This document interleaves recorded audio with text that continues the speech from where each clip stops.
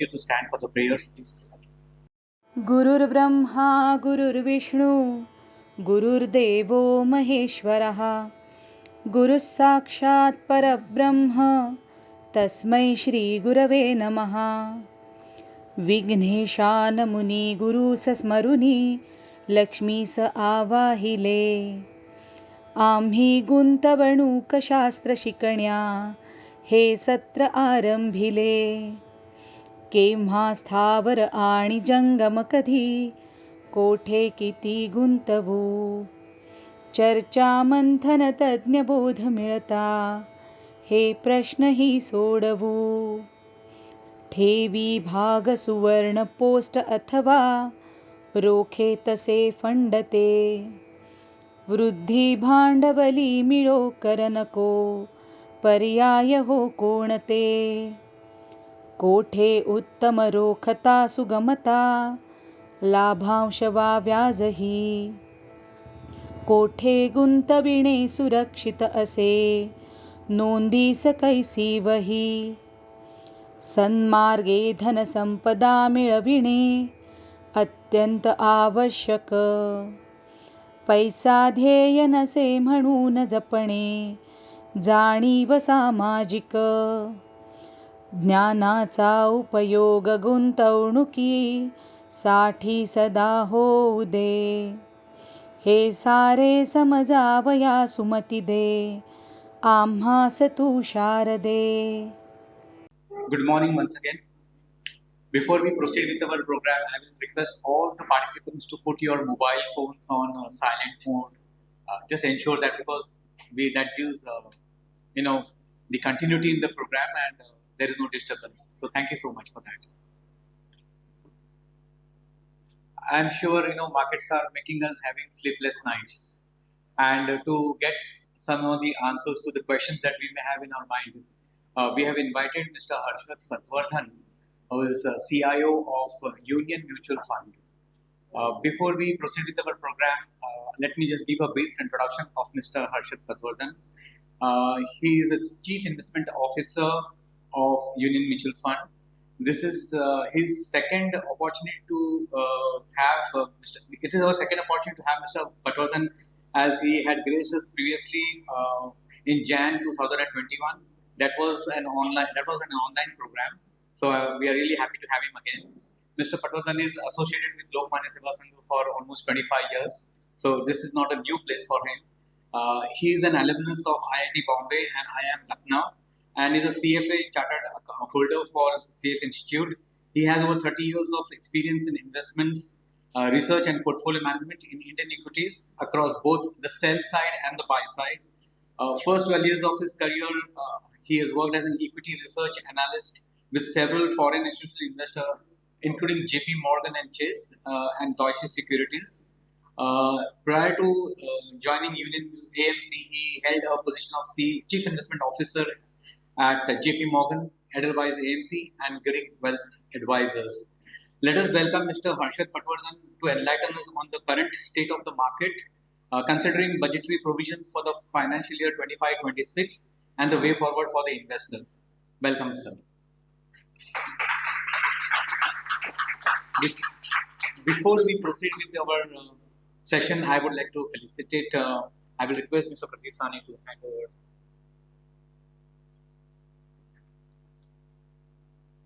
a small memento from our side.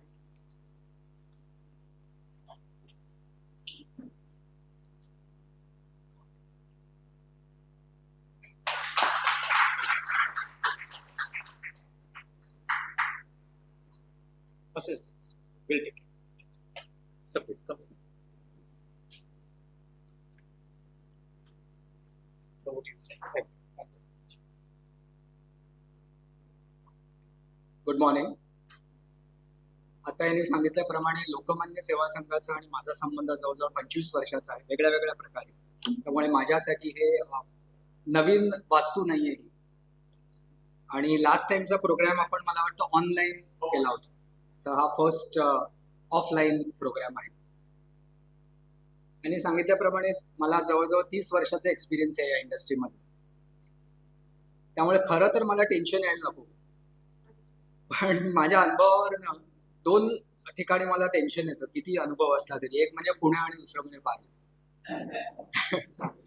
तर मला सांभाळून घ्याल तुम्ही अशी अपेक्षा करतो. मी स्टुडंट आहे. जेव्हा आमच्या इंडस्ट्रीमध्ये जेव्हा कोणालाही अहंकार वाटतो की आपल्याला मार्केट्स कळायला लागले आहेत, तेव्हा नेक्स्ट डे मार्केट तुम्हाला शिकवतं की तुम्ही जे आतापर्यंत बघितलं नाही. त्यामुळे everybody is a student of investment. One request, एक रिक्वेस्ट आहे तुम्हाला सगळ्यांना की जितकं सेशन इंटरॅक्टिव्ह होईल तेवढं सांगा. तर आय एम शुअर की तुम्ही म्हणालात तसं मार्केटमध्ये खूप टर्मॉईल आहे, बऱ्याच गोष्टी होत आहेत. तर please feel free to ask questions. My plan is to run you through a few slides. I have a long presentation. We can use some of those slides in response to the question. So I will probably spend maybe 20 minutes to 30 minutes to highlight some of the important issues. But after that, please feel free to ask any question. Let's start with the key positives and risks at this stage. हे जे presentation आहे ते आम्ही महिन्यातनं एकदा prepare करतो, end of the month डेटाच्या दृष्टीने. So this is updated as of 31 Jan. Of course त्याच्यानंतर बऱ्याच गोष्टी चेंज झाल्या. बट लेट स्टार्ट विथ, इथे सगळ्यांना मराठी येतं का? पण मी मेन इंग्लिशमध्ये बोलेन, कारण टेक्निकल वर्ड्स मराठीत बोलणं खूप अवघड आहे. So I will start with, at this point of time, what are the key positives and key risks or negatives? So first few positives, I will start with positives. India's solid relative macroeconomic fundamentals. It's very, very important at this stage. And why they are important, many of you would have seen the markets or economy for last 20, 30 and even 40 years. So you will, whatever I'm going to say will resonate with you, I believe. When I started my career in 1994 in this industry, I was on the sell side. By sell side, I mean that I was an analyst covering various stocks and sectors. But I used to work with institutional equities side in a institutional brokerage firm. And my job was to research various industries and stocks and pitch those ideas to our clients. This was on the institutional side, not retail broking. And some of you will recall that in early 90s, which is when Indian economy was getting reformed, thanks to Narasimha Rao and Manmohan Singh, the opening of the economy was happening, and many of the foreign investors had started coming to India in the early 90s. So at that stage for us, the biggest clients were foreign investors. They were not Indian investors. Today Indian investors, institutional investors like mutual funds have become really, really big. At that time, it was the big daddies of the market were foreign investors. Fidelity, Jardine Fleming, Government of Singapore Investment Corporation. So those were big clients for us. So as a young analyst, when I used to go to pitch ideas to them, they always used to tell me one thing. They used to highlight that we are not coming to India to invest because India's macroeconomic fundamentals are great. In fact, India's macroeconomic fundamentals were very, very weak at that stage. They said that we are coming to India because there are good stocks to invest in India, good companies, good managements, good entrepreneurs. That's why they are coming to India. So they were coming to India at that stage despite the macroeconomic fundamentals being weak. And in macroeconomic fundamentals, if I have to simplify, the two problems that Indian economy has always faced for a long, long time has been what they call twin deficit problems: high current account deficit and high fiscal deficit. By high current account deficit, clearly we have always been import dependent on oil because we don't have adequate oil. So that is kind of a non-discretionary imports for us for a long time, even today. And our exports were very meager at that stage. So our current account deficit was always very large. And as a result of that, what used to happen is that whenever there was some problem or the other, globally, India will also suffer. Because foreign investment will start going out of India, currency will depreciate, and so on. So current account deficit was a constant problem for a long, long time. The other problem was high fiscal deficit. What I mean by that, all of you understand what the fiscal deficit is. Perpetually, tax revenues were very meager in the Indian context, and the expenditure was always there. A lot of it was non-discretionary. Tax base has always been very small in India relative to the size of the economy. So Indian government always ran a very high fiscal deficit. As a result of that, what happened is government couldn't really spend a lot of money in creating infrastructure, or the supply side was never really addressed because government simply didn't have money to invest.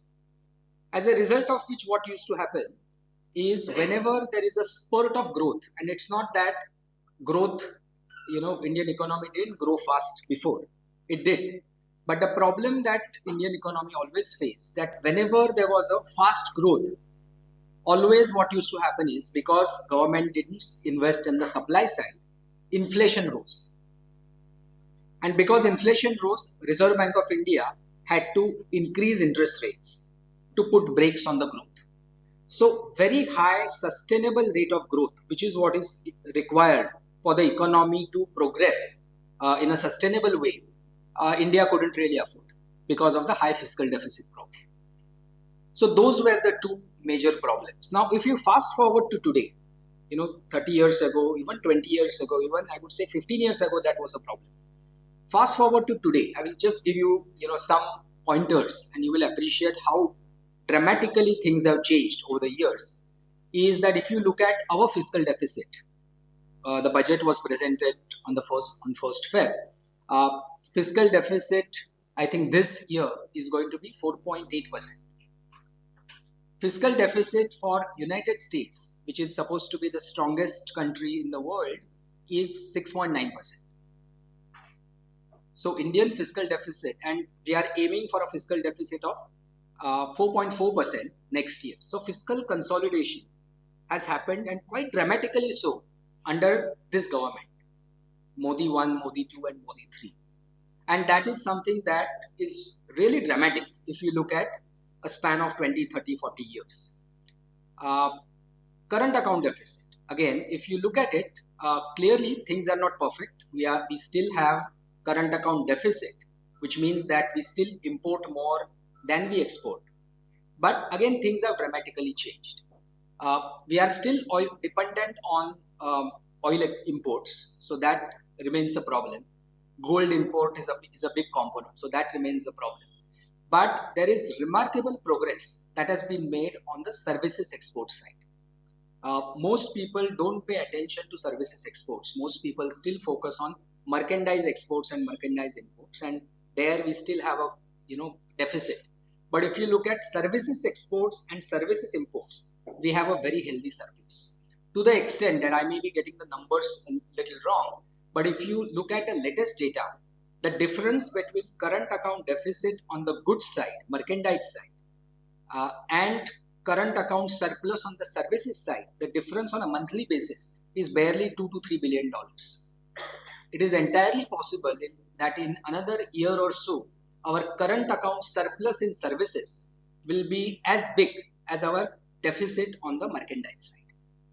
So that way, Indian economy today is much less vulnerable on the external account than it used to be. Some of you will recall, even 2013, when taper tantrum happened, Indian economy was said to be among the fragile 5 economies because of the problems, structural problems on the external side. So we have come a long way since then. So I would say that if you look at first 2 points, I think we have made remarkable progress, and that bodes very well from medium to long term growth rate of India is concerned. And this is particularly appreciated by foreign investors. So if you look at, I'm sure all of you are aware that about a year ago, India was included among JP Morgan bond indices. Okay, so that is a big recognition that India has made tremendous progress on the macroeconomic side. And I'm told that the inclusion of JP Morgan India in the bond index happened at the behest of the investors, institutional investors investing in debt market.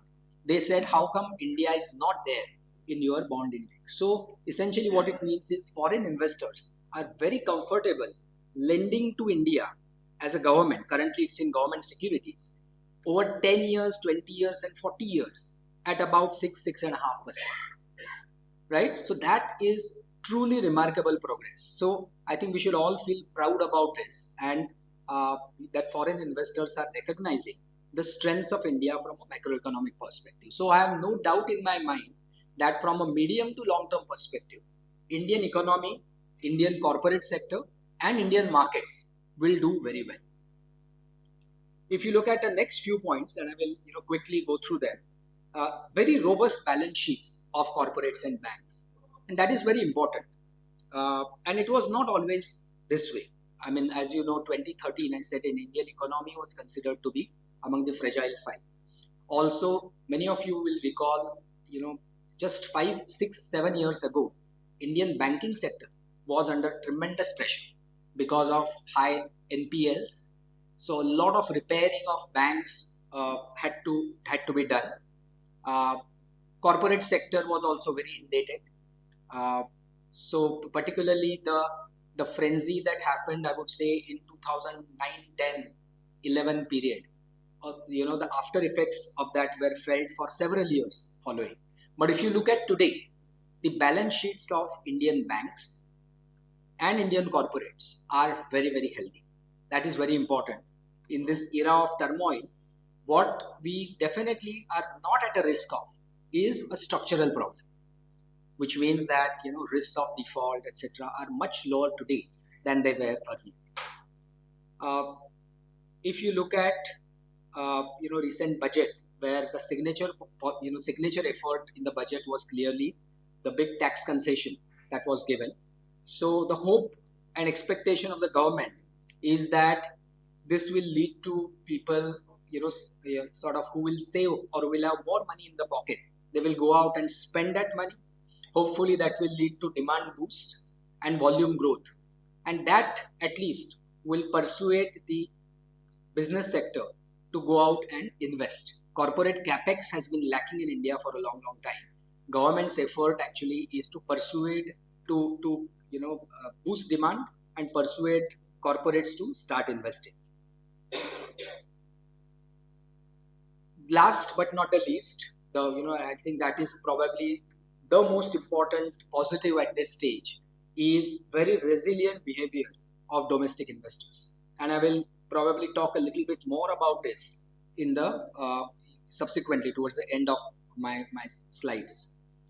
If you look at the risk, I spent a lot of time talking about the positives. Many of the positives are more medium to long term in nature. Most of the risk that face our markets today or the economy today are, I would say, more near term in nature. So clearly volatile geopolitics and Trump induced uncertainty. I think that is by far the most important risk. If you think about what all Trump has done, just remember that he has been in his, Trump 2, he has just finished 1 month in White House. There are 47 more months to go. So sometimes I shudder to think what all is going to do in the remaining 47 months. I think in 1 month has been hugely disruptive, both of course within USA, but for the global economy as a whole. So that will remain a constant threat. And whether we like it or not, US economy's strength, dollar's status as a reserve currency, and generally US market being a mother market for all markets, whatever happens there is bound to impact us, whether we like it or not. So one needs to keep an eye on that. The other risk, and this is something that all of us has been a topic of discussion in the press, competitive welfareism, I think has become a reasonably big risk for the Indian economy. We saw in Maharashtra elections, Ladki Bahin Yojana. Before that, MP, I think our scheme was probably copied from Madhya Pradesh. You all saw what all the promises that were made by AAP and BJP in Delhi elections. So competitive welfareism is going to be a big risk, in my opinion, because clearly that, and it has multiple problems emanating from that. That government will have less to spend on infrastructure. First 10 years of Modi government, the signature policy was government's investment in infrastructure, right? Significant improvement, and that has been very positive. If you look at it, I mean, I should have mentioned it while talking about positives. I mentioned about the negatives earlier: high current account deficit, high fiscal deficit. One of the things that, if you ask me, what is one particular measure that helped address that problem was, I would say, introduction of GST in 2017. Right? I remember, many of you who have your own businesses will remember how disruptive GST was. Right? There were to and fro. Government officials were very not clear. Lots of changes were made. But if you now look back, GST was a very important reform because that helped improve the revenues of the government. The reason why government had money to spend in infrastructure, and if you actually look at year from 2014 to 23-24, as I said, corporate capex has been very meager. Lot of the investment has been done by the government in roads, railways, ports, and various other digital infrastructure. Government managed to do that investment because there were tax revenues that were obtained from GST, and then of course GST and the income tax also talk to each other. So revenue buoyancy was one of the reasons why government had the money to invest. So that I would say was a big plus. Problem is, if competitive welfareism gets from bad to worse, government will have that much less to spend. We have already seen in the state of Karnataka that because of the policies of the Congress, government in terms of freebies, there is less money to spend on projects. Contractors are not getting paid on time. The risk is that this spreads, and this, government Modi 3 is a coalition government as opposed to BJP only government. So that is a risk all of us need to be aware of. And as a result of that, clearly likely growth deceleration in pockets of infrastructure. I'm sure in the budget, all of you would have observed that, yes, the overall government capex is up by 10%, but some areas like roads and railways, the budget is flat. So there is not growth in investment there. Of course, a few others are going to grow. But clearly, there is a big question mark as to what happens next in terms of infrastructure investment. The other problem, and this is not just from the recent competitive welfareism, is I don't know whether many of you would have read that chairman of L&T said that it is very difficult to get laborers now for infrastructure projects because sitting at home, people are getting money. And so that was, I think, well advertised. But, we have been listening to many calls of companies when they announce their quarterly results. And they talk about, KEC, which is also a big company in transmission and distribution infrastructure setup, and a few other companies who are into engineering, EPC, they have also voiced concern about availability of labor. Because just by sitting at home, if you're going to get some money, there is less incentive for people to go out in the sun and work. And which looks strange in a country like India. There should be no shortage of labor, right? On the one hand, we keep complaining about lack of employment. On the other side, the company management, top bosses of engineering companies are saying that we don't get enough people, which means these infrastructure projects will probably have time overruns and cost overruns, which is not a good news at all. Then high valuations in some pockets, excessive supply of equity in a short time frame. I will elaborate on this point when I talk about flows. And clearly impact of foreign flows due to US and China factors. Again, I will talk about it a little bit more when I talk about flows. So broadly speaking, these are the positives and risks.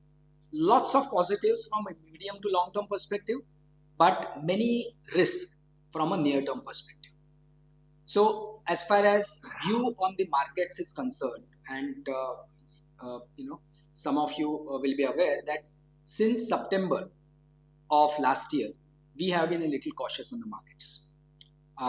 We turned cautious primarily after a big meeting that happened of policymakers in China, where they said that we are going to do everything we can to stabilize our property sector. Many of you will recall that in the month of October 2024, there was a big selling by FIIs, $11 billion of selling. There was also selling in many other emerging markets. But Chinese market, there was a big inflow of $16 billion because emerging market investors thought that with Chinese policymakers showing resolve of solving their problem, there is going to be a lot of money flow into China. So people sold everything else in the emerging markets and went into China. And that clearly impacted our markets also. That was around the time, end of September is when we started getting cautious. Now there are two ways of looking at markets. One is a more conventional way, talking about earnings and valuations. And the other way is to look at markets from a flows perspective. So what I will do is I will touch upon both these things and then I will stop and then we can go to Q&A. And many of the other issues hopefully will get addressed in the Q&A.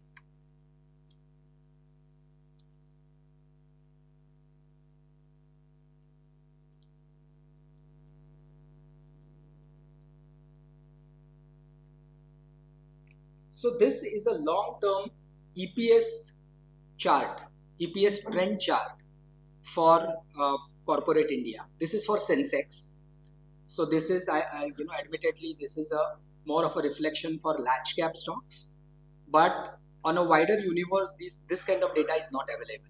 The point of showing this chart to you is twofold. First, if you look at all the way from FY93 to 24, and this is a really long-term chart. You will notice that the earnings CAGR for corporate India has been about 13%. And if you look at index returns over that period of time, has been about 12%. I'm sure all of you know, you would have listened to many such lectures and YouTube, that if you look at really long term, if you take the number from 1980, Sensex started from that, CAGR is about 15%, rough cut. We are starting from 93. So generally mid-teens is the kind of growth that Indian markets have delivered.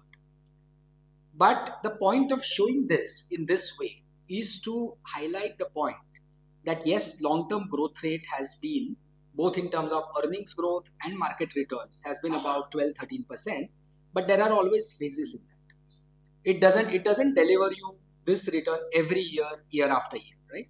So if you look at some of the period, and let me start with FY03 to 08 period.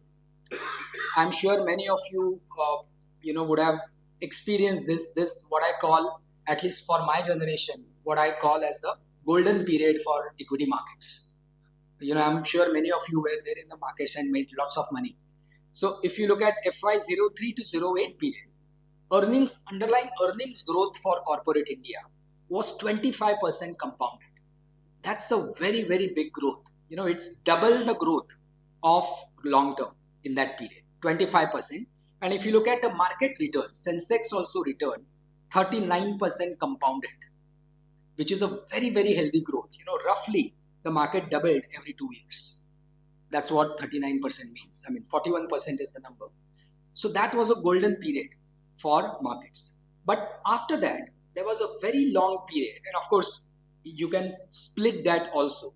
But if you look at FY08 to 20 period, in that period, earnings growth for corporate India was 5% and the market returns were also 5%. So subpar compared to the long-term averages. And I would argue for a country like India, at its stage of development, 5% compounded earnings growth is almost being in I won't call recession, but stagnation. So please remember that there are always phases to earnings growth. Long-term growth, it's nice to see that it's 12%, 15%, but you have to look at which phase you are in right now.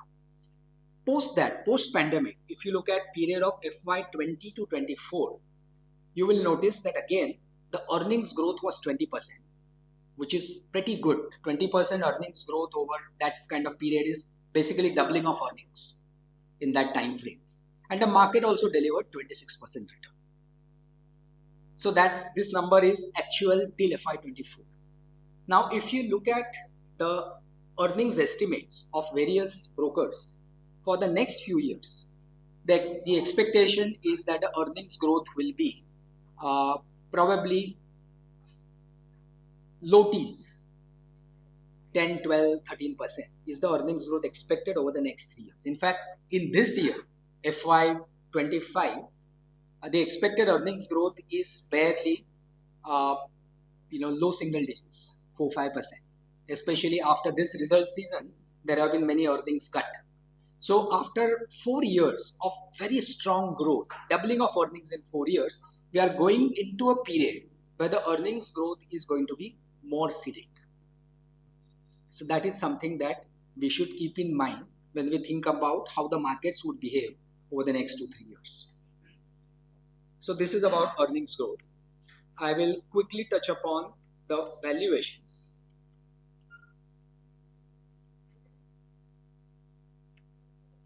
So if you look at, the conventional way of looking at markets is focusing on price to earning ratio on a 1 year forward basis.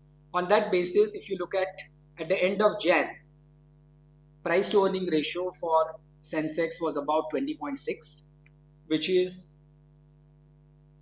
above the 15-year average of 19.8. So valuations are not crazily expensive, clearly.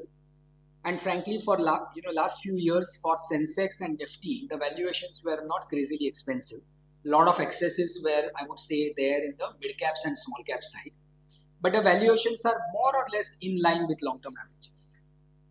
So there is not a lot of support that is available from valuations also. If I contrast this with, I mentioned about the golden period FY03 to FY08, I still remember I was not on the buy side, I was on the sell side, I was an analyst. But I remember that end of 2002, the valuations for Nifty on a 1 year forward basis were in single digits, 7 times, 8 times. So the supporting initial valuations were very attractive before that golden period of 2003 to 2008. Right now, if you see, the valuations are close to the long-term averages. And if you take a really long-term average, then it's substantially higher than that. So that is the backdrop, which is why, as I said, our view on the markets is cautious from the near to medium term perspective. Now, let me talk about it also from a very different perspective. I don't know whether you have thought about the markets from this angle, but I actually find blending this approach and the flows approach to form my view on the markets. So let's look at the flows, and I will explain to you how to read this. Now, clearly, every price is a function of demand and supply, as we have learned in economics. Ultimately, demand and supply decide the price, right? And it is also true for stock market. Demand and supply decides. Of course, when I say that for price, for a consummation of price, of course, demand has to be equal to supply. Otherwise, there will be no price. Okay, but you have to think about it from what is driving the market. Is it demand that is driving the market, or is it supply that is driving the market? That will decide. So it is, think about it like Newton's third law or Newton's first and second law. If everything is balanced, there will be no movement. For any movement, you need unbalanced force. So there has to be keen buyers or keener sellers. That decides whether the prices go up or they go down. Think about this framework when I talk about the demand and supply. So I will tell you how to read this. So this is net institutional flows in the Indian markets. I'm talking about only institutional flows. Clearly, as I said, demand has to equalize supply. But here I'm talking about institutional flows because they have become fairly dominant in the Indian market as drivers of prices. The orange bars are net FII flows or FPI flows. And blue bars are DII flows. Most of DII flows are mutual fund flows. So, investors investing in the markets, in the mutual fund schemes, that money comes through DIIs. If you just glance at last 12 months, this data is from Jan 24 to Jan 25. So last 12, 13 months of data. Clearly, you will see that the blue bars are dominating factors. That yes, there have been some months where FII numbers were positive, but we have seen big negative FII numbers also. So last 1 year or so, clearly the domestic investors have been a dominating force in the market. And this becomes even more evident when you look at annual numbers. Now this particular data is all the way from 1999. Unfortunately, we didn't have a consolidated DII data. That started only around 2006, 2007. But focus your attention on the last 2-3 years. So the first look at 2024. 2025 anyway is just 1 month data. If you look at 2024 data, you will notice that $62 billion of net inflow. Actually, sorry, I will correct myself. This is actual buying by DIIs in the market. This is not how much flows were there in the mutual fund schemes. This is what the domestic institutions collectively did in the market. So the way to read it is in 2024, DIIs put together invested $63 billion in the Indian market in that calendar year. And in that time frame, foreign investors all put together sold about $700 million. So nothing almost, right? If you look at last 3 years collectively, you will notice that all the demand, institutional demand for equities was all from domestic investors. Foreign investors put together have invested zero over the last 3 years in the Indian markets. This was not always the case. If you look at a period of, if you go back to the earlier part, 2007, 8, 9, or even all the way up to, I would say, 14, 15, you will notice that the market was dominated by foreign investors. And domestic investors collectively through, domestic institutions was a very weak part of the market. I remember, early part of my career, even on the buy side, one of the questions that I used to get when I used to go to meet our distributors, IFAs and others, that they used to ask, what are foreigners thinking? And many Gujarati friends used to ask, Gore log kya kar rahe? Because our market was dominated by foreigners at the margin. So if the foreigners were buying, our markets would go up. If the foreigners were selling, our markets would go down. If you look at today, there is a big transformation that Indian market is now at the margin being dominated by domestic investors, either coming on their own to the markets or through mutual funds, DIIs. Big transformation. So I mentioned in the positives, big resilience of, because of domestic investors.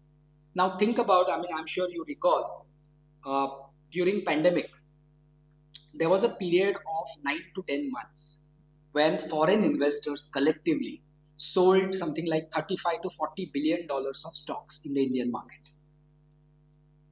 Okay, if it had happened a few years ago, 10 years ago, I think Indian market would have been down by 20, 30, 40%.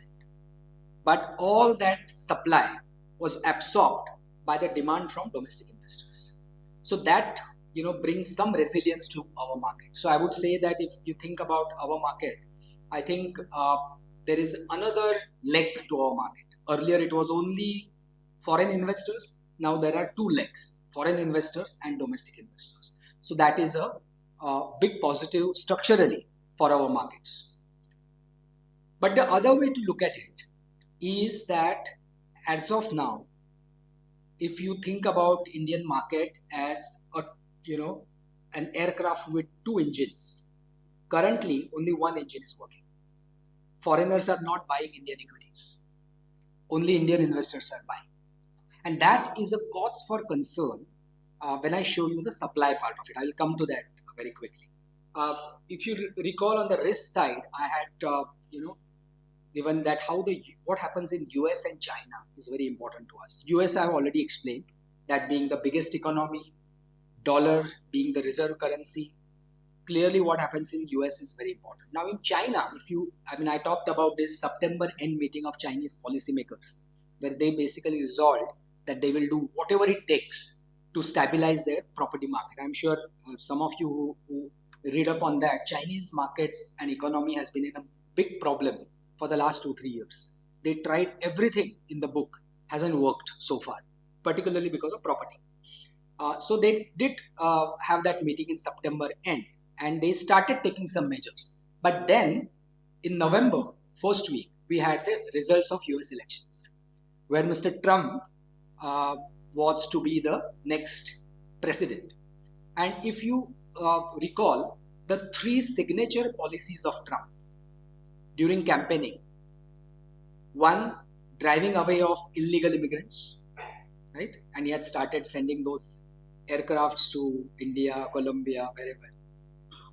Second, big tariffs, particularly on China. And because of that, what happened is Chinese policymakers said that this is going to be a big challenge for us. So we will wait till Trump starts disclosing his cards to take more action for their domestic economy. So we haven't seen everything in China yet. And the third thing, campaign promise of Trump, is big corporate tax reduction in in US. Now, if you think about it, driving away illegal immigrants, to what extent he succeeds is a different issue. But as you know, US labor market is already tight. In that, if you actually drive away illegal immigrants, that's going to cause a big wage increases, and that will be inflation, right? Because many of those illegal immigrants typically would be working in low paid jobs. So if suddenly there is lack of those kind of workers, the wages are going to rise. That is inflation. Big cut in corporate tax is going to be definitely inflationary, because that increases deficit. As I mentioned, US fiscal deficit is 6.9% already. In that, you are going to cut taxes further. That's going to put more burden. Of course, Elon Musk is trying to reduce cost, and that is another issue. But many people doubt whether he can really reduce cost by $2 trillion a year. That's a big number. And the third thing is tariff, which by definition is inflationary. Because if you increase tariff, US consumers will have to pay.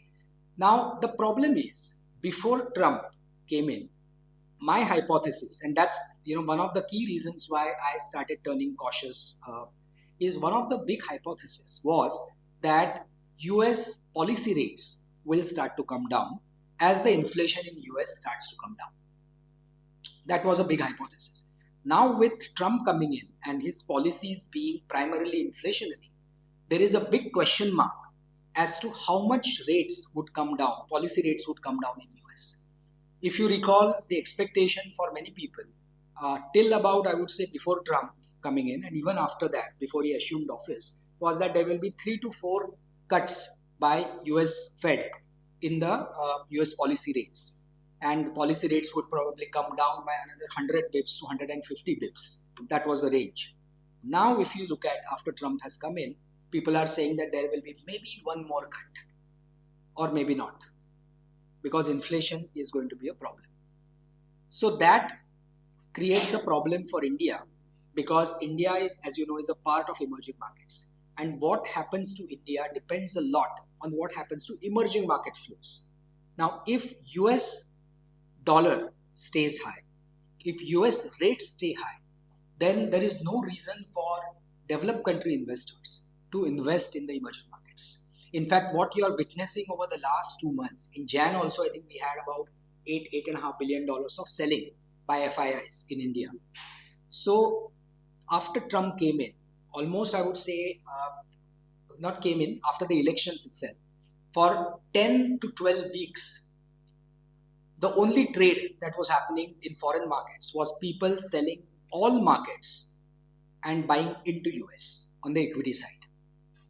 So not only that they were selling in India, but they were selling in China earlier, they were selling in Korea, they were selling everywhere. So of the 42 markets that are tracked, 40 markets experience selling, 2 markets experience buying, one big one is US and the other small one was Argentina. So that is a big problem for us. So when will foreign investors start to come back is going to be a billion-dollar question for us. Because for our markets to really start doing well, you can't have a situation where only one engine is running and the other engine has stopped. And stopped as in, zero investment is still fine. The problem is, what if there are redemptions and outflows? Then we have a problem. China, coming to China, last 1 month, I don't know how many of you track international markets, but Chinese market has done very, very well over the last 4 to 6 weeks. Because now that sort of Trump had started disclosing his cards, Chinese policymakers are again trying to persuade their private sector to start investing. So I think Xi Jinping had that famous meeting with Jack Ma of Alibaba a few days back, and tech stocks there have started doing well again.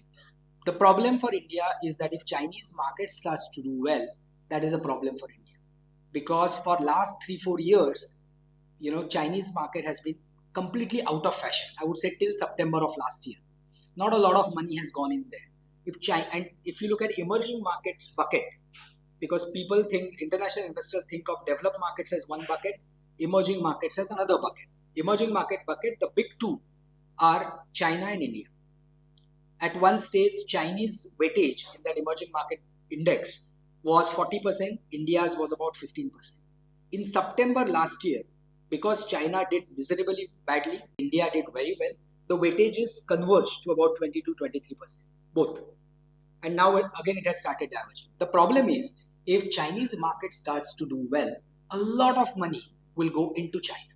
Now the problem again there is, if emerging market as an asset class is not receiving money, because US dollar is strengthening, because US interest rates are high, that money will have to come from somewhere.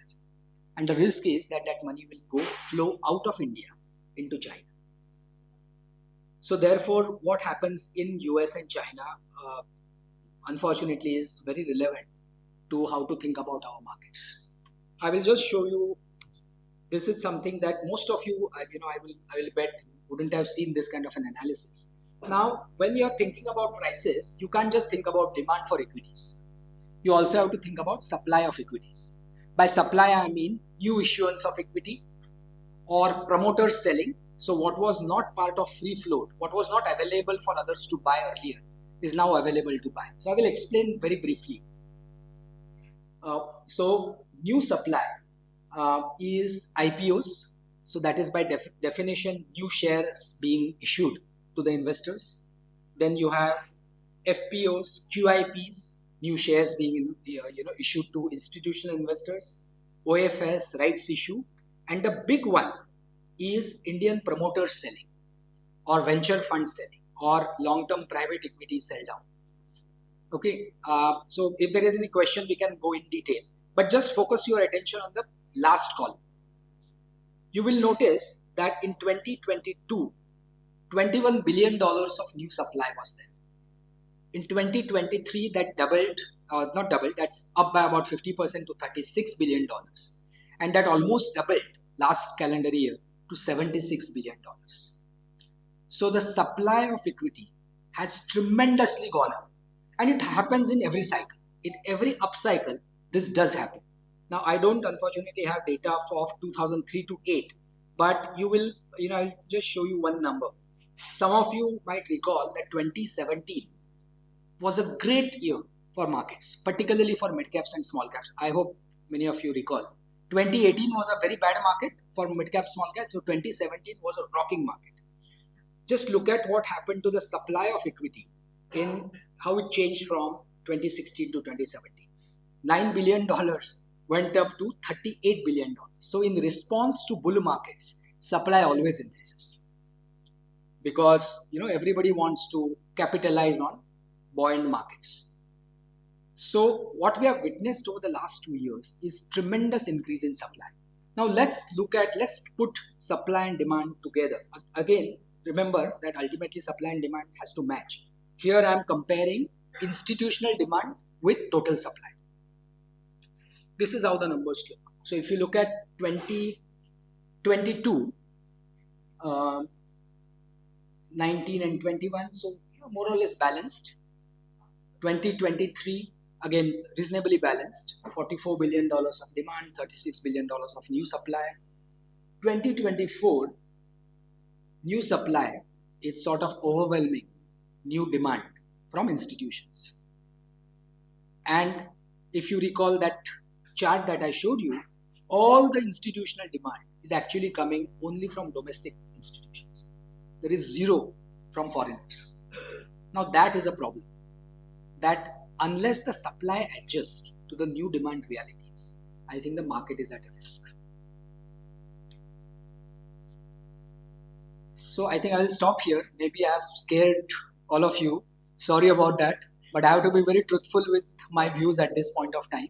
As I said, medium to long term, I don't see any problem, any reason why Indian economy shouldn't do well, why Indian corporates shouldn't do well. Balance sheet is fine. Our macroeconomic fundamentals are well appreciated. However, at this time, think about it this way, that we are actually passing through, our aircraft is passing through, area where there is a lot of air pockets, lot of turmoil. I'm sure we will come out of it. Quickly the better. I also hope, pray and expect that will happen. But one has to be mindful that it's very important.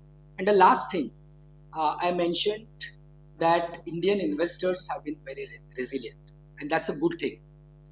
However, and that is something, that is your area of specialization. So I will not talk a lot about it.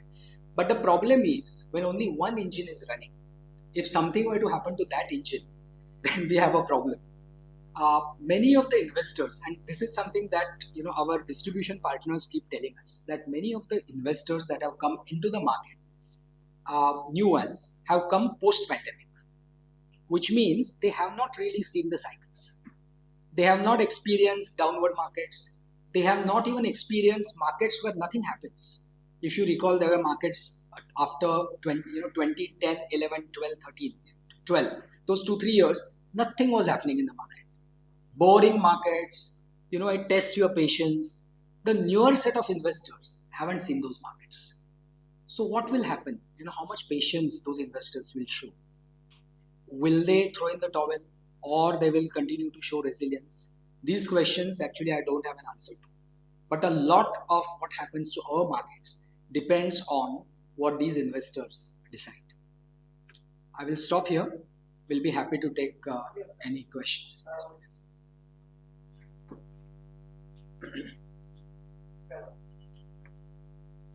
You gave us a very broader perspective. Today, because of the Trump, and there are so many uncertainties, that some tariffs are getting announced, they are getting postponed. So basically, a lot of international uncertainty. And for a little investor like me, possibly very difficult to even analyze for that. You would like to have your guidance in terms of maybe sectoral preference. Do you feel that we should be more focusing on the companies which have more business which is India driven, which is possibly less immune to external factors? That could be a better way or safer way for us, maybe for next 1 or 2 years, to remain invested. Because all these big investors are also saying don't expect the return of more than 10%, 11%. So maybe if you can give us some guidance on that. So I will share my thoughts on that. But so in this audience, are there people who invest directly in equities as well as in mutual funds? Or? All of it. Okay. Directly equity as well as So you look for every first thing is this is Dilip Arvind. Yes. So you're right that from a top-down perspective, at this stage, what makes, and that's also common sense, that think about businesses that don't have too much to do with US, etc. But the point, as I highlighted, I looked at the markets from two sides. One is thinking about them from earnings growth and valuation perspective, and the other from flow perspective, which means buying and selling. So problem is that both are linked to each other. So you can do a lot of analysis that, okay, this is the business that seems completely immune from what Trump would do. Its earnings are not dependent on what, how Trump will change his mind. But that does not insulate that stock price of that business from what Trump is doing from a flow perspective. So let's say that particular business is a favorite of foreign investors. And you will analyze and you would be right in saying that it doesn't matter what Trump does, this earnings of this company will continue. It might, but the stock price may not. Because if there is constant selling by foreigners in that particular stock because foreigners are pulling out of money of India, your analysis from a stock perspective will be wrong. So my point is that we should remember that there are two ways. One is earnings, valuation, but it is in the context of what's happening from a supply demand of equity perspective. So really, nothing can save us from Trump, whichever way you look at it. But yes, what you are saying is relatively safe, but not. Fail safe. No, there is nothing fail safe. If foreigners keep selling in big quantity, nothing can save us. As simple as that. So yes, but commonsensically, businesses that are that don't have anything to do with where you are not exporting, so there is no question of tariff and so on. But so business earnings will be protected, but not necessarily the stock prices. Is the point that I'm trying to make. Yes, please. Price is decided by supply side and demand side. But there is a third variable. The price of the value of the rupee is not constant. RBI keeps on printing the money continuously. Same way, all the central banks and federal are printing US dollar. Everybody is printing currency. Throughout this presentation, that factor doesn't come into the picture. Firstly, that factor will impact the demand and supply. So it will manifest itself by impacting supply and demand. As I mentioned, so I wish you said everybody is printing. I wish we could print dollars. We can print rupees, we can't print dollars. So you're right that what happens to rupee dollar is very important. And I'll show you one of the important. The EPS slide. Yeah, EPS is in rupees. So clearly what happens to, so this is the, if you look at the right hand side bottom, this is the dollar index. And what happens to, and I did mention that what happens to currency is very important from foreigners' perspective, because previously also, when India's macroeconomic fundamentals were still weak, investors still invested in India because their calculation was that I will make, let's say 15% in rupees, but because I'm investing dollars, 5% will go away in currency depreciation. I still make 10%. Right? My question was, sorry, if I made a statement that last year I was walking for 1 kilometer and this year I'm walking for 5 kilometers, I can make a statement that my capacity is 5 times because the definition of kilometer is frozen. That is not the case with the rupee. Forget about US dollar. If you just take the value of rupee in 2013 and the value of rupee in 2025, they are not same. You mean value in terms of inflation adjusted? In terms of just because RBI printing a lot of currency. So you're talking about inflation. Correct. So equities anyway. So if you look at the earnings of companies, that is also nominal. That is not real. So earnings of companies helps you fight inflation in a way. If you own a piece of a business, okay, which is investing and all the accounts are in nominal currencies, not adjusted for inflation. So in a way, that acts as a hedge against inflation. So by investing in equities, unlike let's say if you invest in asset which is not, helping you hedge against inflation, then your real purchasing power goes down. But investing in equities helps you hedge against inflation at least. Currency is a separate. See, when you are investing in rupees. When foreign investor invests, he invests in dollars. He converts that dollar into rupees to buy. And when he sells, he has to convert that rupee back into dollar, which is one of the reasons why we will likely experience foreign investors selling because dollar is strong. So the way they think is that if I'm going to make, let's say 7-8% in Indian rupees, and because Indian rupee will be under pressure because dollar is strengthening, then net, what do I make in dollars? If I make 2%, I might as well invest in 10-year treasury and make risk-free 5% return in my own country. Why should I bother coming to India? So there are two angles. One is inflation So inflation, obviously investing in as parts of businesses, you are hedging yourself against inflation. But if you are an Indian investor, you don't have to worry too much about dollars. But for foreign investors, they have to think about this dollar index, rupees versus dollar. How much, for $1, how much will it fetch me in terms of rupee? And when I sell, vice versa.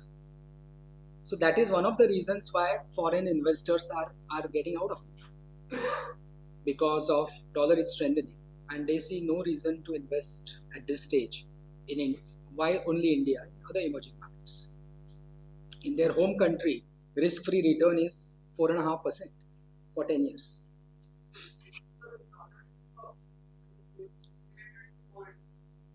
Dollar is indirectly yes. So this dollar index is not rupee dollar. This is dollar versus many other currencies. And gold, which one? Gold prices have been going up. As you can see, gold has delivered, very good return over the last 12 months. That's right. Gold has done very well. Also because, gold is also considered as a hedge against inflation. Gold is considered as a hedge against, in general, turmoil and uncertainty. It's a safe asset, is how people look at it. Gold, people look at it, gold as a precious metal, look at it as a scarcity asset.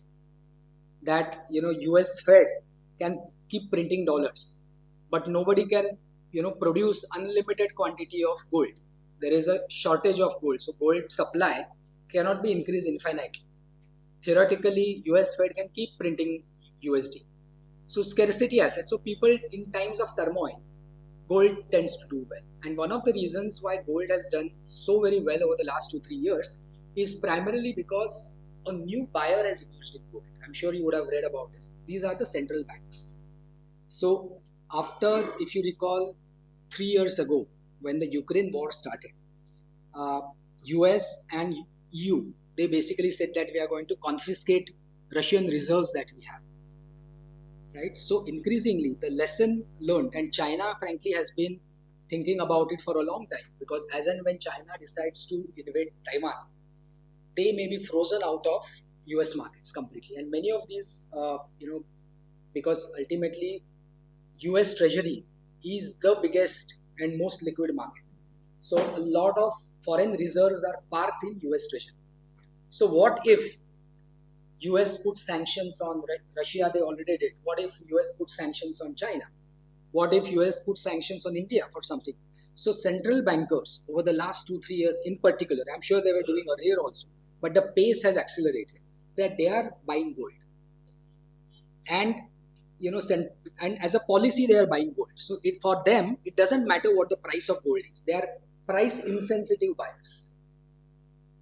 And so that is one of the reasons why gold prices have done so well, because Russian central bank, Chinese central bank, Reserve Bank of India, and I'm sure many others are buying gold big time. And that, might continue for some time, is what people say. What is the rate of gold? Sorry, there is one more question. Yes, sir. It's particularly the problem. Yes, so we don't know the full nature of the problem, but yes, compared to London, correct. So I hope it is, it's just not accounted for and it's there. But let's see what comes out. It is possible because it's just that suddenly people want to take custody of gold that they hold. If you recall, I think a few months ago, Indian government also bought. So in general, if there is, so gold is also considered as a hedge against problems about currency, dollar, etc. So the, more the turmoil, the better it is typically for gold, is the rule of thumb. Yes, sir.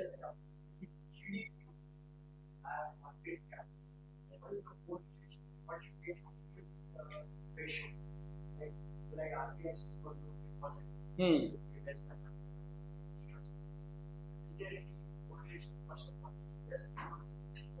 Right now, I think India much higher. So see, fundamentally there is no linkage. to the two. But these are typically like the rules of thumb that people make, that in the past what has happened. In the last 30, 40 years, where did it peak? Where did it bottom out?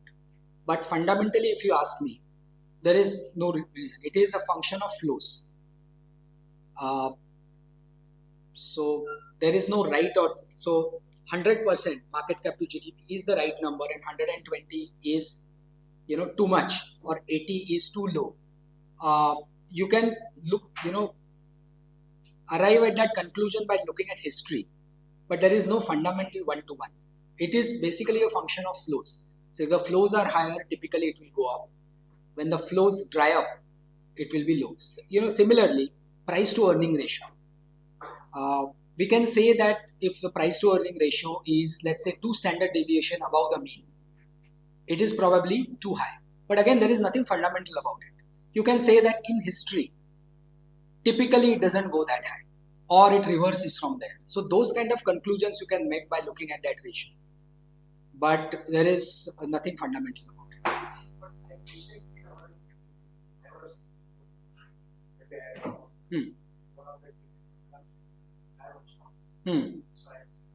Correct. So as a rule of thumb, people keep looking at it, for various things. People looking at different kinds of ratios.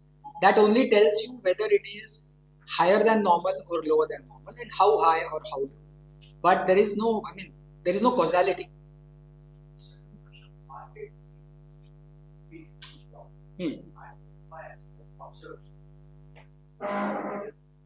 But I observed that Yes. Correct. from there I was saying that the lowest, when the lowest speed was there was 1 to X. It goes up to X plus 7, 8, 9, then the FI starts in. It's the sign which gives that.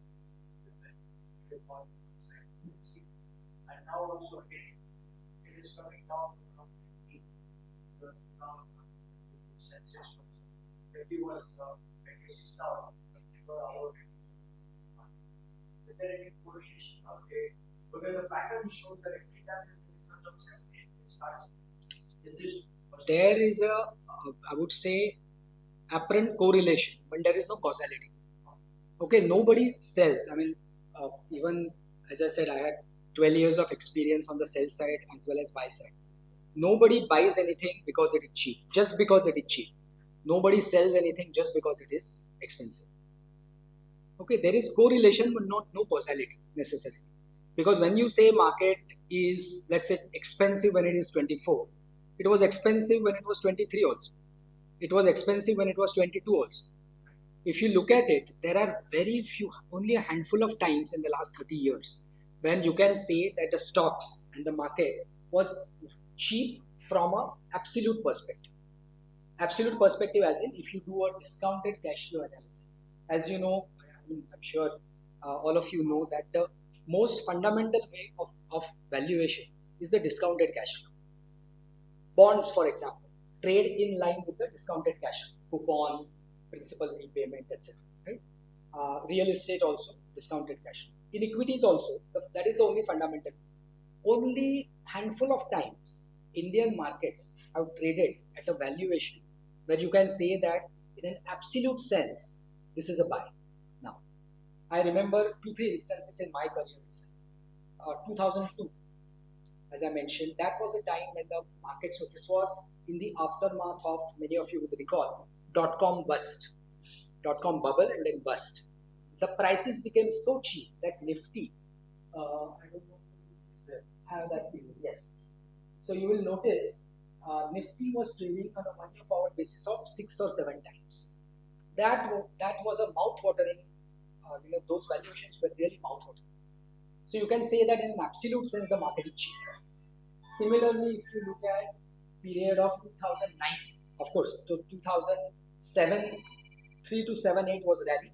Then there was a big bust. 2009, around March, April, I recall. That was the time, because of huge selling, the markets had become so cheap that stocks were available at a price which were genuinely cheap. many of the businesses were priced as if they are going to go bankrupt in 2-3 years. That you could account for only next 2 years of cash flows and nothing beyond. Which means market was saying that these businesses will go bankrupt, and clearly they were not. Many of them were not. So only handful of, and I also remember September, October of 2013. That was after taper tantrums, that the market had become, or at least section of small caps and mid caps had become so cheap that you could say that you can buy with the upside downside ratio was very, very favorable. But most of the other times, Indian markets don't trade at absolute cheap valuations. So you have to think about relative. So when you say that 24, 25 is when they turn, there is no causality. Nobody sells because it had 25. Something else happens because of which they sell. And then, in markets and the media is also like that. They explain as if there is a causality. Very rarely there is a causality.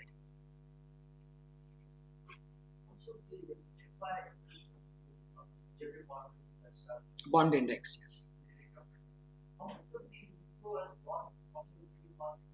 No, zero. These are completely, yeah, that's a completely, and to buy, no. See, typically the way the foreign investors, and I have a good knowledge of that because I was in JP Morgan for 10 years. So there are different teams managing. So what happens is there is an asset allocation for global investors. There is an asset allocation happens at the top. Fixed income and equity. Typically fixed income numbers are much, much larger than on the equity side. And so very rarely you would see that somebody will sell equity to buy debt. Very rarely. It happens, at the very top end and in asset allocation. Typically, what will happen is people may sell equity in emerging markets like India to buy equity in developed countries like Europe or US. Yes, please. Actually, you were in that talk, little bit different idea I received. Because all the time, most of the fund managers or portfolio managers, they used to say that this is the best opportunity because the market is down and there is no good reason why it would remain down for a long time. But if you have nice presentation like a positive and negative side, so do you recommend at this stage for the investor to slow down and put the money into the fixed income interest like IMDs or debt funds or some instrument which gives you the fixed interest like a 7% as a senior city? What is your? Basically, to use the SIP person. Okay. I know what you are referring to, the raging controversy in our industry. So I will give you I'll try to cover both your questions. So firstly, talking about SIPs. We in fact came out with a report after this controversy started that you should reduce your SIP or stop your SIP only if you believe that in the long term, which is 3 years, 5 years, 10 years from now, if you truly believe that Indian markets are going to be lower than where they are today. Which means that if you do not believe in the India growth story, only then you should do that. So our view, we are believers of Indian growth story. I already talked about the macroeconomic fundamentals. This is one of the phases. See, I told you the various phases that Indian market goes through. Right? There is a period of fast growth. There is a period of slow growth. Sometimes there is a period of stagnation. So I think we are currently, as I mentioned, we are going through a period of or a region where there are some air pockets and turbulence and turmoil. But I have no reason to believe that in 3, 5, 10, 20 years from now, Indian economy why will it not be much bigger than it is today? Why Indian corporate sector will not be much bigger than it is today? And why our markets shouldn't be much higher than it is today? So there is, in my opinion, no reason to think about disturbing your SIPs at all. Coming to your question, I would say that there are a couple of asset categories in the mutual fund side which are particularly attractive in times like this. So there is a gold, you can expose yourself. You also had this question on gold. So gold ETF or gold fund of funds is a very attractive category to think about, particularly if you don't have, if you think about your own asset allocation. Do you have adequate gold exposure to gold? Because Trump is going to be around for another 47 months, right? So we should ask ourselves that, do I have an adequate exposure to gold? Now, you could have that exposure earlier through sovereign gold bonds, which was a great way to take an exposure to gold. Unfortunately, government found out that it's too good for the investors and they have stopped it now.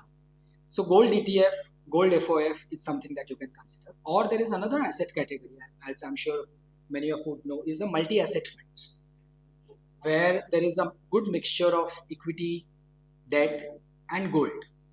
So you can consider those, because remember one thing, FD, let's say if you decide to go for 5-year FD, 3-year FD, we don't know the exact trajectory how the market will be.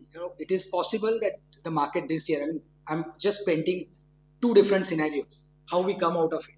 So one way we come out of it is that the market stagnates here, nothing happens, and then slowly there is time correction, and then something happens and we start going. The other way is something really bad, nasty happens globally, our market corrects, and then it bounces back from there. You might miss an opportunity if something like, similarly for SIP, if you were to discontinue your SIP, I'm not sure whether you will catch the next bottom necessarily, and whether your investors will have the courage to restart the SIPs then. So getting out of the market is not a solution at all. You can look at your asset allocation and reach it. Similarly, for example, if somebody goes, somebody asks me, should I increase equity or should I reduce equity at this stage? I cannot really answer that question till I know what is your starting position. It's like somebody going to a doctor and saying that, should I be gaining weight or losing weight? It depends on what your current weight is and whether it is ideal or not. So if you are overexposed to certain part of assets, and I think you should definitely consult because I'm not an expert in that, consult your investment advisor to find out whether the current asset allocation is the right one for you. And that is completely customized. It depends on person's individual circumstances. But that is how I think one should think about it. But I'm sorry if I've sounded too pessimistic. The idea was to give you a flavor of both our long-term opportunities as well as near-term challenges. At no stage I believe that one should be completely out of the market, because if that were to happen, you will miss out. Nobody knows exactly how we are going to come out of it. And in all likelihood, if you are out of it, you will not be able to get in at the right time. So going completely out of it is not, I don't think, is a right way.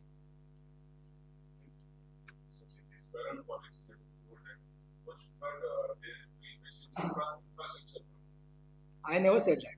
But you said that labor is Yes, so that is a challenge, definitely. So I'm not recommending whether you should invest in infra funds or not. So that, I think, again, individual funds, you should again ideally talk to your investment advisor to see what your current portfolio is. Because the reason to think about it holistically is because, let's say you have many stocks which are exposed to that theme, and then on top of that, if you buy a fund in the same theme.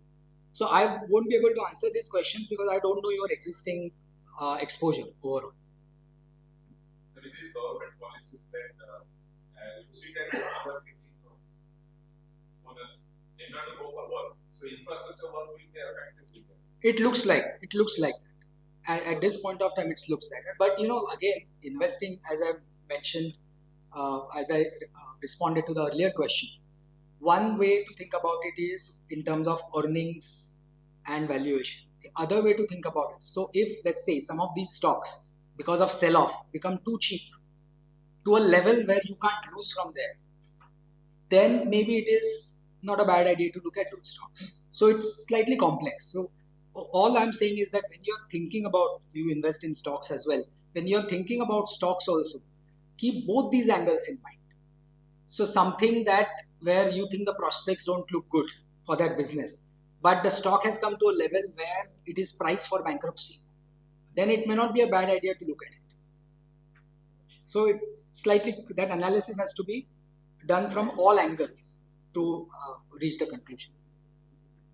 Yes, please. Sir,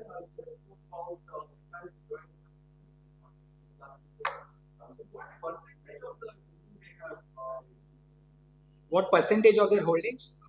So I'll just take you to. It's not major, but I'll show you the number.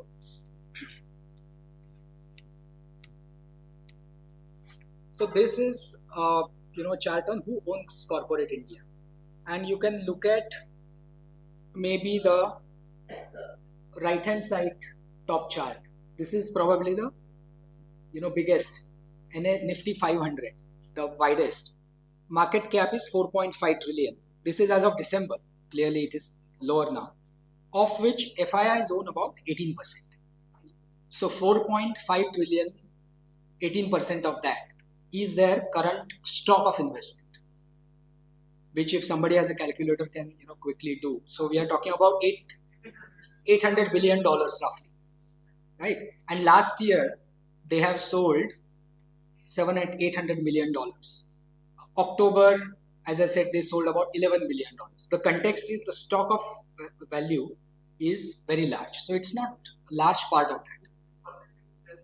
Very few percentage is a good way of looking at it. A bad way of looking at it, there is a lot to go.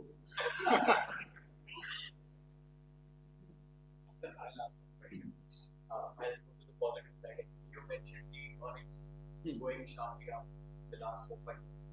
If that trend continues, then can we expect India earnings or India incorporated earnings? So, after that 4-year period where earnings doubled, the expectation now, as things stand today, is that they will still grow. Nobody is expecting a decline, but they will grow not at that rate. So they will grow at about, if you look at the current estimates, over the next 3 years, somewhere in low teens to mid teens growth rate. Whereas previous 4 years, we had a growth of 20% CAGR. From that growth rate is going to come down. So in the Indian context, nobody is expecting earnings to come down. So, I think you should all cheer up.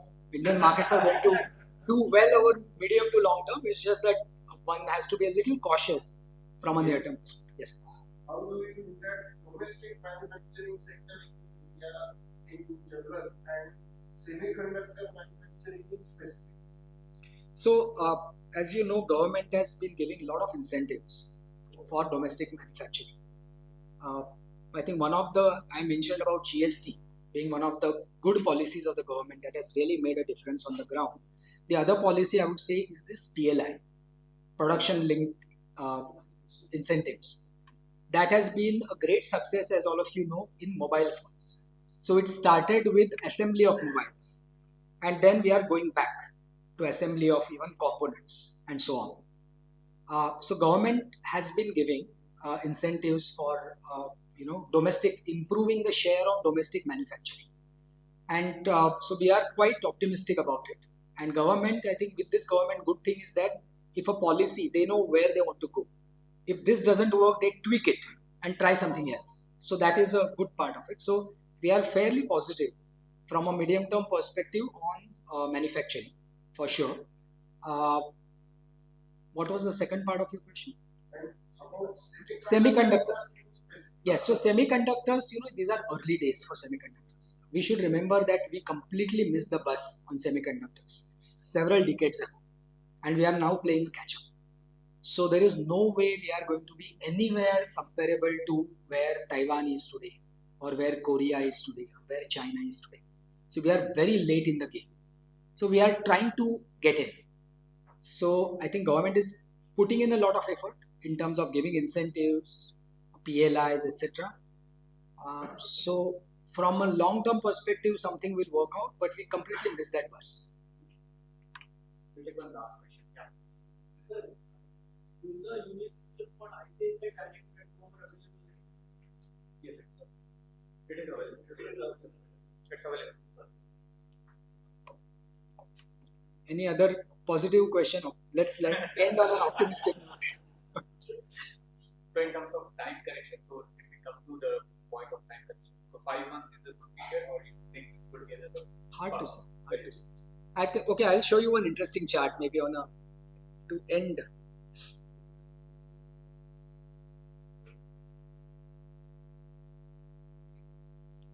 Sorry. So firstly, all of you know that, okay, let me show 2-3 slides if do we have time? So this is my favorite chart. I used to use this a lot in 2011, 12, 13. When nothing was happening in the market, people had given up. People were saying कि property में invest करना चाहिए, gold में invest करना चाहिए and all that. So I just want to remind everybody, this is the longest you can go. This is the 45 years of history of Sensex, right from the day it started.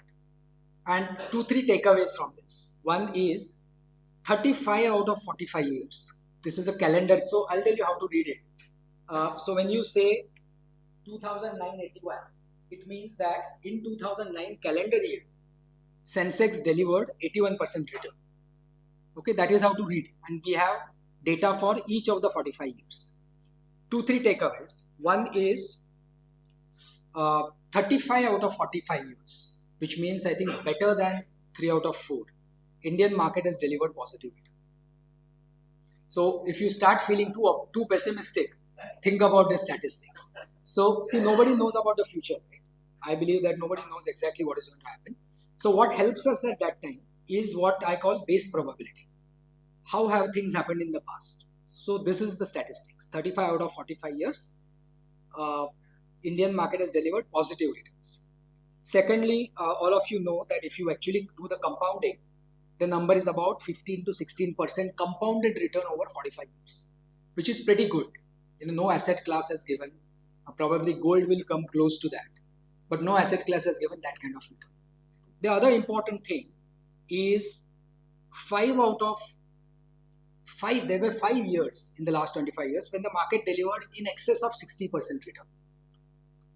Then there were additional 7 years when market delivered between 30% and 60% return. So if you think about it, I'm sure all of us learned those bell curves in our colleges, right? So this looks like a heavily skewed to the positive. Okay, so history tells us, and remember, all this period, everything that could go wrong went wrong. We went through Trump 1 presidency. We went through wars. We went through, in the Indian context, assassination of a sitting prime minister, assassination of earlier prime minister. We went through a period of political instability. We went through periods of floods, drought, everything that you can think of bad has happened in those 45 years. Despite that, if you look at it today, things are not too bad. 35 out of 45 years positive, 15-16% compounding growth, heavily skewed to the positive. The worst year we have had in history was 2008 when the market delivered, Sensex delivered 52% negative return. After that, the second worst year, market delivered minus 21%, 25% return in 2011. Okay, so don't be heavily influenced by what I said about the near term. I think if your time horizon is, and in my opinion, if you're thinking about equities, your time horizon should be longer, 3, 5, 10, even longer, then I think things work out very well in the Indian context. As I said, the big change, positive change, is as compared to history. Any time in these 45 years, Indian macroeconomic fundamentals were never as strong as they are today.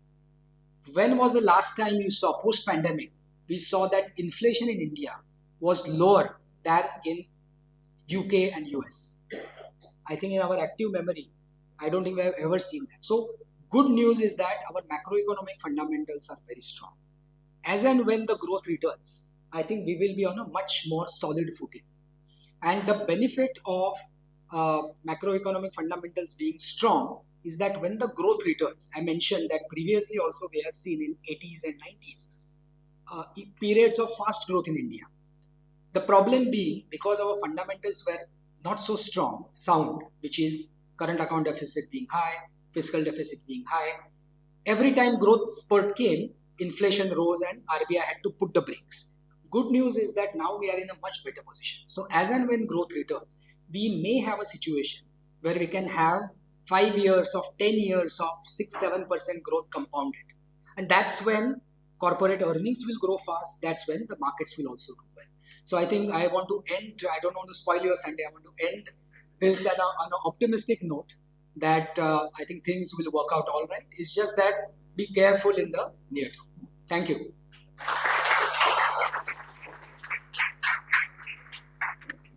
Thank you, sir. Actually, I'm stealing the chance which Dhruv would have taken to give you a vote of thanks, but I'm tempted to say a couple of things, so I thought I'll just take that opportunity. Number one is an excellent analysis of fund flow and all that.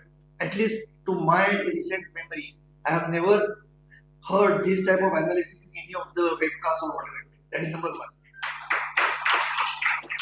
And most important is, in spite of being it's a hard economic data, you have explained it in such a simple way. Like I am reminded of some seminars like finance or non-finance guys, that type of thing. So it was really good perspective. The most important thing which you told is that even if you were alert in past, you will have to be possibly more alert in future, considering the more uncertainties.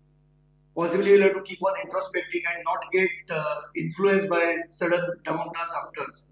So you have told us both ways, like, and especially this slide, with which you are leaving us with a good hope that all that is not bad, and maybe there are good things like in future, and possibly to remain focused on our own investment philosophy, keep on introspecting rather than getting influenced by others.